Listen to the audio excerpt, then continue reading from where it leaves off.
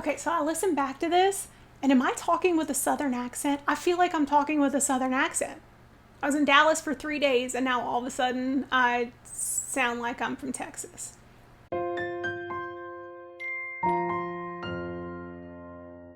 So, if you didn't hear, I was in Dallas for a couple days this week, spending time at something called Vid Summit, which is a convention for YouTubers. I'd actually won my ticket there. It was not something I would ever normally do on my own, but I was watching a live stream. I like to watch a lot of YouTubers that talk about how to improve your YouTube channel and build up your subscribers and that kind of stuff. And I was watching one of those live streams, and they happened to do a drawing in the middle of the live stream, and I freaking won. So it was $1,000 ticket that I won to this conference for YouTubers. So it's like, you know what? It's not something I ever would have done. And it's like, I'm just going to do it. I'm going to try it. I'm going to go out of my comfort zone, and I'm just going to do something that I've never done before. And I learned quite a few things while I was there. So I'm going to share the 7 things that I learned while I was at Vid Summit. But the most important one is going to come first. But stay tuned until the end, because things that have to do with this channel, I've got some big announcements coming up at the end, so hang around until the end for those announcements. Okay, so the first thing I want to tell you about is this moment that I had that was just incredible and awful. So Libby, my daughter, if you don't know, she died when she was 10 years old in a car accident. She watched a lot of YouTube herself, and one of her favorite channels to watch was a guy called Jordan Matter. Jordan Matter is a famous photographer, and he's most well known for taking photographs of dancers. Since Libby was a dancer, she loved watching his channel. They always did all these challenges, and in particular, there's this one girl called Sophie Dawsey that Libby was just obsessed with. She was a contortionist. And so we always used to watch those videos together of Jordan taking pictures of Sophie Dawsey. And then Libby would try to imitate the moves that she saw Sophie Dawsey doing. At Vid Summit in Dallas, wouldn't you know it, Jordan Matter was one of the speakers. And as soon as I saw that, I was just like, ugh. I was feeling it kind of the whole time I was there. I was just sort of waiting for that moment when I saw him, because I knew that I was gonna be sad but happy in a way. It was such mixed emotions. And right before I went to his speech that he was doing, I met some incredible people, told them what was going on with my story, and they were like, girl, we got you. You have to meet this guy. You have to tell him about Libby. And my whole goal was to get a picture with Jordan Matter and to show him Libby's picture of her doing some of these Sophie Dawsey moves, and to tell him about her and get a picture with Libby's stone. I took her with me. She's always with me. So as soon as Jordan was done with his session that he did, he stepped off the stage, and we kind of rushed up there, and I got the chance to tell Jordan Matter about Libby and how much she loved his channel. And I got to show him pictures of her doing some of the moves. And then I got pictures taken of him and me and Libby's stone. And it was incredible. It was absolutely incredible, but also incredibly devastating. I was so sad. I was shaking when I was talking to him. Like, my knees were shaking as I was walking away. And it was just one of the most meaningful moments of my life. But I was so angry too. Like, angry that she could not be there. Angry that I got to meet him and she didn't. And she's not even around to hear about it. And what I did, getting my picture taken with him and with Libby, it was so meaningful, but it was so freaking sad too. And it's just like the perfect metaphor for grief. Like, even when you're doing things that are meaningful and purposeful, that grief never leaves you. Our people never leave us. I'm still devastated. It was still like somebody was ripping my heart out while I was telling the story, but I was also so proud at the same time. It's just crazy how emotions can work that way. So anyway, I wanted to tell you about that first and show you those pictures, because it was so unbelievably meaningful to me. And and I wish she could hear me say this, but he said that her form was beautiful and that he wished he could have taken her photograph. And that was, it's just something. That was emotionally exhausting. Some other things I learned, and I'll try to keep it short for this video since it's just kind of a life update. I learned that I can do things I didn't think I could do. Honestly, it's kind of embarrassing, but I had never gone on a trip somewhere by myself. I'm 45 years old and I'd never gone anywhere by myself, and I had to get myself on a plane and go to Philadelphia and then transfer to another plane and go to Dallas and find my way to my hotel and back and forth to the conference every day. And I was nervous about it, honestly, but it was another one of those, like, you know what? Like, what the hell? I'm resetting my life. I'm trying to create something new and do something new and learn and grow. And I was like, I'm just going to do it. And I did it. And it was way easier than I thought. And now I'm much more comfortable if I ever have to go to other conferences or speaking events or things like that. I know now that I can do that. And that made me feel really good. It's also awesome that I got to meet a bunch of my favorite YouTubers. So it wasn't supposed to be a fan event. The only way you can go to Vid Summit is if you have your own YouTube channel. And when I won the ticket, they actually had to check to make sure I had a channel and actually uploaded videos and everything, because they don't want people just like lining up for pictures and you know, fan girling and boying on the people that are there. But I'll tell you what, I definitely was fangirling on some of the people that were there. I got to see, I watch a lot of YouTube, and I got to see some of my favorite people that I watch on YouTube all the time. And it totally is like seeing a celebrity, like, oh my gosh, I just watched you and now you're here in front of me. And I was proud of myself too, because I went and introduced myself to a bunch of them, and I got pictures taken with a couple of them, and that was super exciting. So that was a really fun part of the trip. I also got to meet a bunch of like non-celebrity people that were just the nicest people. There weren't a lot of people in the grief space. I didn't meet anyone else in the grief space, but I did meet a couple people that had, you know, channels that were kind of geared toward mental health and that sort of thing. And it was just really nice getting to know some other YouTubers and people who are not like, you know, who don't have a million subscribers and are just plugging along trying to make something for themselves like I am. So if I met you there and I talked to you, mwah, it was awesome. Thank you. And everybody was so nice. Let's see. I confirmed the fact that I'm definitely an introvert. Definitely. I say that all the time, but I'm such an introvert. But I did learn that I can go out and, I got interviewed for StreamYard. I talked to a bunch of people and I joined a lot of different groups, and that's not me. That's not like my natural.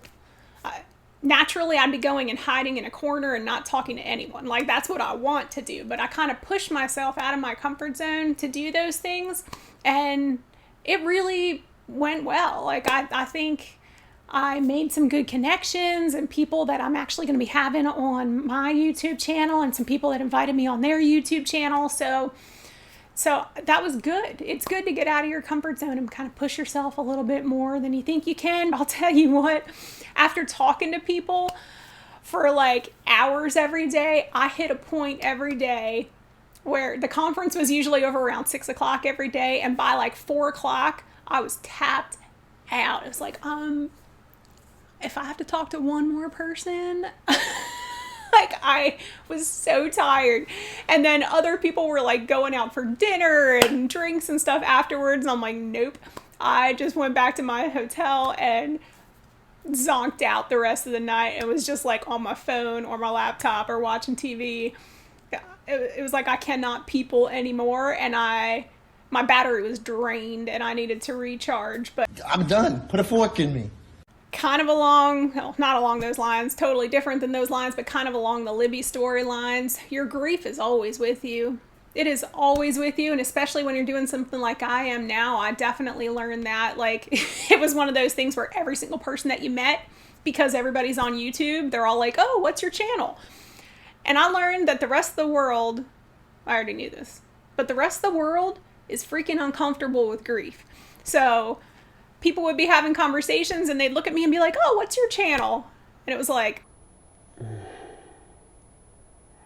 after a while, it was, it was like I dreaded answering that question because everybody's face was just like, they'd go from happy to like, and super depressed. So I started like prefacing when people asked me my channel, I was like, all right, like don't get depressed, but this is what it's about. But I think that's so important to kind of open up those honest conversations. Like grief is a real part of everyone's life. And it was really reassuring to me how many people said to me, like, it's awesome that you're doing this and it's awesome that you're making these videos, because people don't know what to say to people who are grieving. And people don't go around talking about it all the time. And the more common it is, the more comfortable people are going to get with it. And that's kind of my goal. So that was good to hear. Then on the way home, if you're grieving, you'll understand this. I'm very good at compartmentalizing, so I could compartmentalize while I was there, but I could feel it because I did have to talk about it so much, and I was feeling all those feelings for, 3 days straight. It was building and building and building and building. He's gonna blow! And the last day when it was time to leave, I had to get up at 2:00 in the morning to get back on my flight to get back to Philadelphia.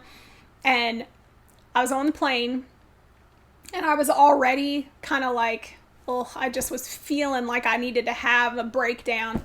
And at one point it was dark when we got on the flight and I couldn't see anything. But then as it started to get brighter, I looked in front of me, and at one point in the seat right in front of me, there was a little girl that looked about Libby's age and had long blonde hair like she did. And I just looked up and I see this profile of this little girl wearing a tie-dyed sweatshirt that looked just like one that Libby had, with just this adorable profile looking out the window with the long hair. I just lost it, people. The poor woman sitting next to me, I was like sniffling. I had tears running down my cheeks. I'm like reaching for tissues in my bag, trying to like blot, and like the tissue stuff is like getting in my eyes, and I'm like blinking and rubbing my eyes. And I didn't want like anyone to know what was going on, obviously, because you're crying on a freaking plane. So I'm kind of turning to the side and trying to wipe up my tears, and I was trying so hard not to make those super loud sobs, but I'm like breathing in with the tears rolling down. And I can laugh about it now because it's funny thinking about how I was trying to like keep from letting everyone know that I was quietly sobbing back there, and I didn't want to freak the little girl out in front of me. It was funny because I did take a picture. When you see the picture that's on there, I swear I'm not a creeper. She had no idea she was taking her picture, but I knew, like, I wanted to describe what was happening. And yeah. So I took her picture, but you can't tell who she is, which is good from the profile. But man, it was rough. And that whole day, I got home, I went back to my house, and I just zonked out. I cried. It was... the grief wave just came and crashed, completely crashed. It was one of those grief tsunamis, and I just had to hunker down and rest and just take care of myself. And I did that for the next 24 hours. I just zoned out and cried and missed my girl. And yeah, then today I got back up. And I'm making more videos, and I have stuff to tell you. So, all right, going back into excited mode. I'm going to sit the sad stuff aside for a second, because while I was at Vid Summit, I learned incredible things that I'm so excited to implement on this channel. So some things that are for sure coming up that I wanted to talk to you about. The first one, I'm starting memberships on my channel. So you'll see a little button now that says join, and there are 3 different levels that you can join to become a member of the channel. And it's a small monthly payment, and depending on what level you are, you get different things. So I created these little coffee badges. So depending on how long you've been a channel member, you'll get a little badge that represents how you are, like how long you've been a member of the channel. And then I also created individual little emojis that you can use in chats. I'm going to be doing more live streams. So during those live streams, you can kind of use the badges and the emojis as a way to show that you're a channel member. I'm looking to build more of a community here. I really want to get to know you guys, know why you're watching my channel, and I want to start to build friendships and people who, you know, talk back and forth with each other. So that's kind of where this membership thing is coming from. The second level, you're going to get all the first things plus then another list of things, which is like early access to my videos, behind the scenes kind of stuff. And then the last level, oh, you also get shout outs, like member shout outs during the videos and things like that. And the last level, level 3, has all of those things, plus then even more. I'm going to be doing some individual live streams where you'll only get to be on that live stream if you're part of that last tier of membership, because that's more expensive. So I wanted to make it something that was much more individual.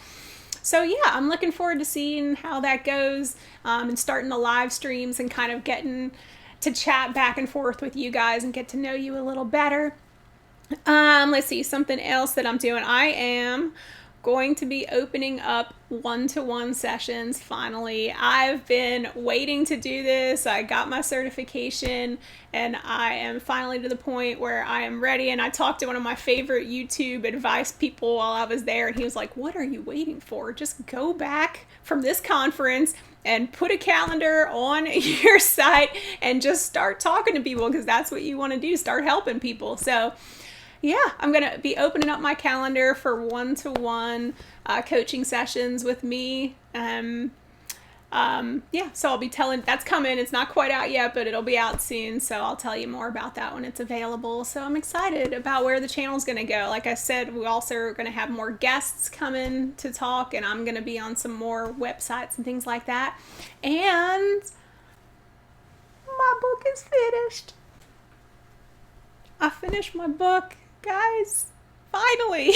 So I'm so excited. I'm in the editing phase right now and doing all the stuff where I'm getting the cover made and getting it edited and set up and formatted. So I am thinking that by the end of this year, by January 1st, my book is going to be coming out. It is officially titled Grief Sucks, But Your Life Doesn't Have to. And I'm super proud of it, guys. It is raw, it is honest, it's kind of what you've come to expect from me. You can tell from the title, Grief Sucks. I don't sugarcoat anything, but I also want to give you hope and purpose and give you a strategy for surviving this shit. So it's very much like me. So that's what you can expect. And I am just so excited that it's going to be out there in the world. And yeah, so, all right, that's my exciting news. Thank you guys for hanging around. Leave me a comment if you are excited about the book or if there's anything else that you want to know about Vid Summit. And I will see you guys next week. Sending love and hugs as always. Bye. Okay, so I listened back to this, and am I talking with a Southern accent? I feel like I'm talking with a Southern accent. I was in Dallas for 3 days, and now all of a sudden I sound like I'm from Texas. It's very weird. All right. I'm gonna have to tone that back down. Bye, y'all.